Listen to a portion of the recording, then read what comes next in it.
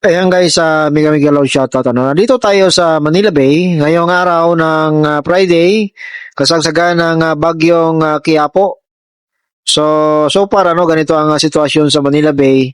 Makulimlim, kanina lang ay malakas ang ulan. Ang oras natin ngayon ay alas 10 ng umaga. Actually, kakatapos ko lang din mag-live.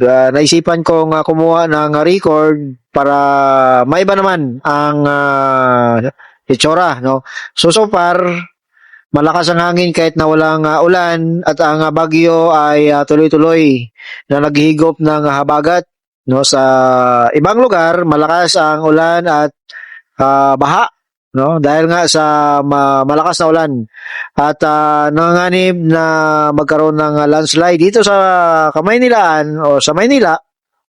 May mga lugar na binaha kagabi pa lang at kaninang umaga. Although ngayon ay tumigil ang ulan, pero madilim at maula pa rin ang panahon at malakas ang hangin. So nanganganib na baka maya-maya lang ay bubuhos na naman ang malakas na ulan. Pero so far, sa oras na ito, ay malakas lang ang hangin. Wala pa namang ulan.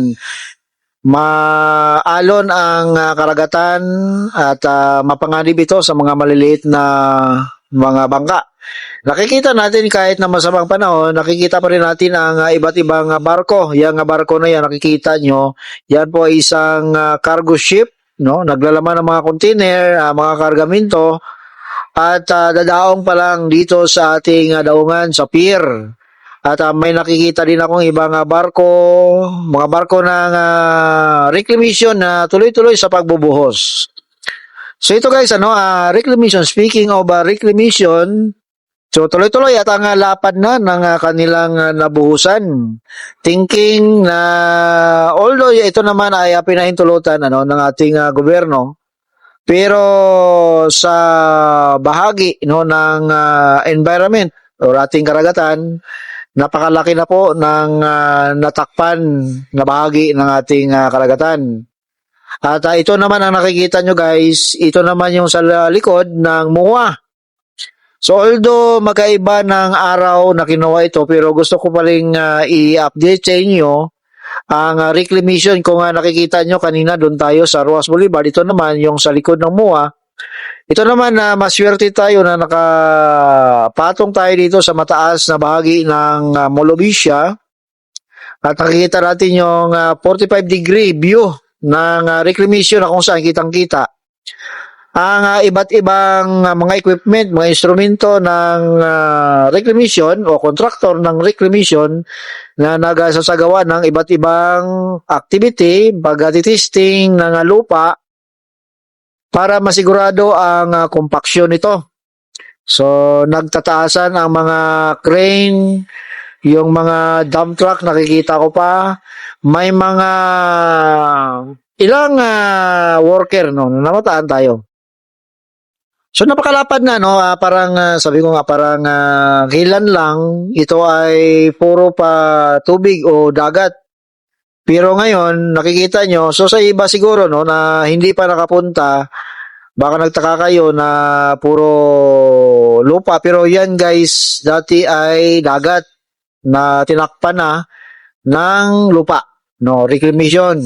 So ito po ang extension ng MUA, dito sa Molobisha.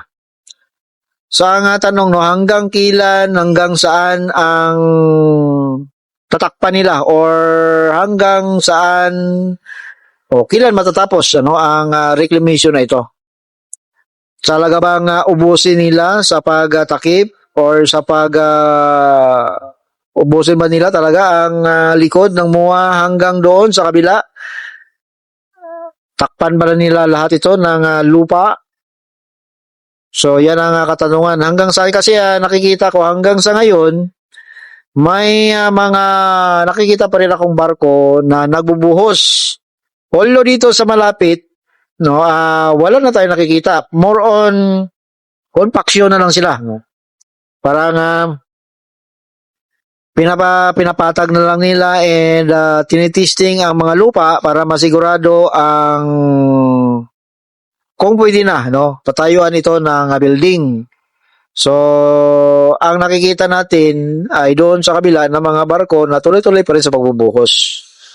So, ito naman ay bahagi, no? Sabi nga, no, sa pagbabago minsan, meron talagang masagasaan.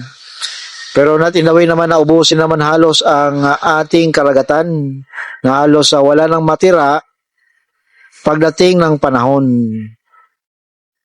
At thinking guys, ang contractor po ng reclamation ay mga Chinese.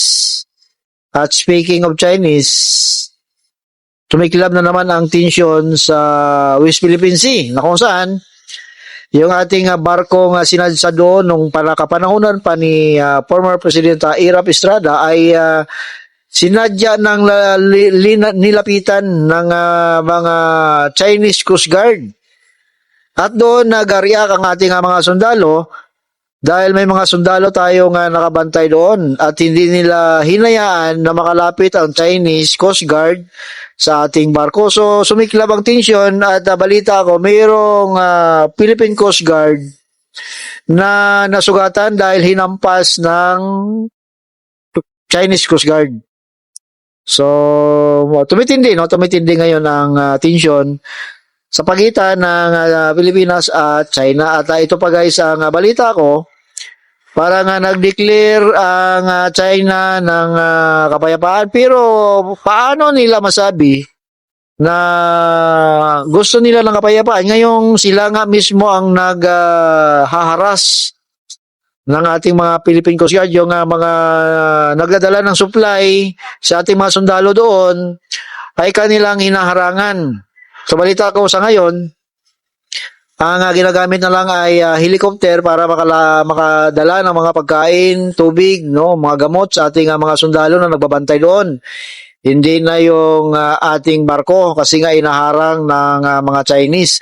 So ang tanong ko, hanggang kailan matapos ito? Ang tension sa West Philippine Sea sa pagkakalam ko,